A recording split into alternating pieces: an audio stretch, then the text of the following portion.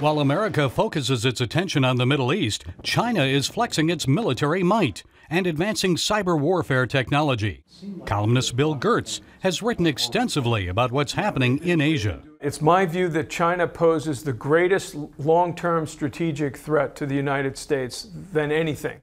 House Intelligence Committee member Mike Pompeo agrees. This is not a democratic nation. This is not a nation that shares our value system. And this is not a nation that we should, for one moment, think doesn't present a threat to the United States of America. China's rapid expansion of its Navy has put it ahead of the U.S. in nuclear and diesel-powered vessels.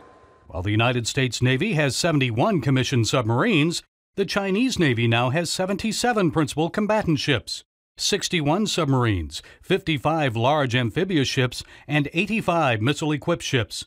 Also, a China aircraft carrier now projects its naval power around the world, and 8 more are on the drawing board. Gertz says as U.S. officials play down the Chinese buildup, the threat will only get worse. The Chinese objective right now in Asia is to drive the United States military out of Asia.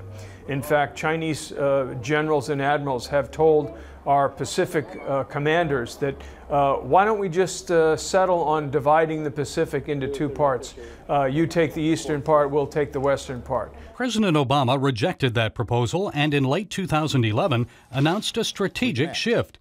American presence in the Asia-Pacific would become a top priority. Ashton Carter's first overseas visit as Defense Secretary was to South Korea and Japan. We and many other countries are deeply concerned about some of the activities China is undertaking. Its opaque defense budget, its actions in cyberspace. And the U.S. Navy is starting to return to Philippine military bases like Subic Bay. Perhaps not in the same numbers as once before, but still significant. And it sends a strong message to China and anyone else that the U.S. is committed to protect its interests and those of its allies in the Western Pacific.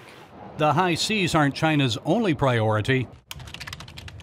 The Chinese cyber warfare efforts are the most aggressive in the world. Every day, U.S. businesses are being attacked, intellectual property being stolen, costing the U.S. economy tens of billions of dollars. And it's not only China's theft of military secrets, like the designs of Lockheed Martin's F-35 fighter jet. Chinese cyber hackers could possibly cripple the nation's power grid.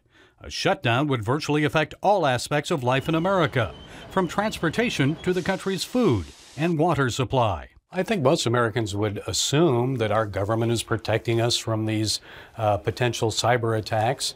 But you suggest that we're not even there yet. All of our intelligence agencies, our Department of Defense are all working to meet this threat. But it's a fast-moving world. It's a place where offense is easier than defense, and keeping up with the next innovation in cyber warfare is an enormous challenge. Gertz says the Obama administration's passive response has inspired further high-profile cyber attacks. I think the Sony hack from North Korea demonstrated that it's not just a matter of getting in and destroying things, it's actually having the ability to influence policies and activities beyond just the technical side of a cyber attack. Congressman Pompeo says U.S. intelligence agencies must share information and the government must increase resources if they're to prevent attacks. Gertz says President Obama needs to trust the National Security Agency to get the job done. That role has shifted to the Department of Homeland Security, which is totally unprepared to do this, whereas NSA and the new military's U.S. Cyber Command are dedicated forces that are ready to go and can have tremendous capabilities to counteract foreign cyber attacks. Efforts that will be needed if America is to counter China's growing threat in the decades to come. Gary Lane, CBN News, Subic Bay, Philippines.